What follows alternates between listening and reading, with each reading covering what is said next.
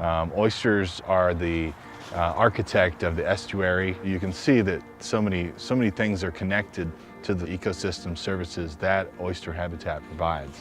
Mobile Bay is a very important estuary.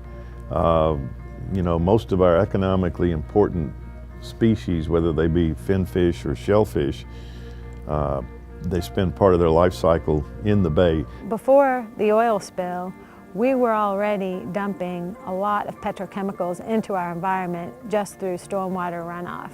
And once our water becomes less clear, it can't support the vital grasses that are the nursery areas for our commercial and recreational fisheries. Oyster habitat is the most imperiled marine habitat in the world. And globally, we've lost 85% of oyster reefs. More locally in the Gulf of Mexico, we've lost about 50% of our oyster reefs.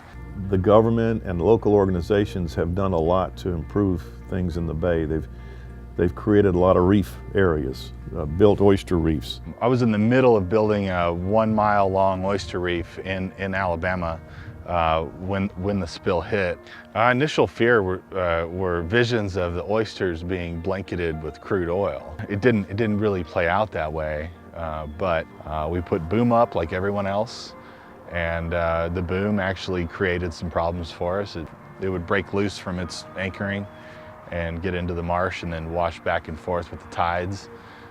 I guess there's always a silver lining, and one of the results of this is there's going to be a tremendous amount of resources poured into research. So, you know, we will have the opportunity to learn a whole lot more than we would otherwise. And the thing about restoration is it's hard to see where that equals a strong economy. It is hard to make that connection to people.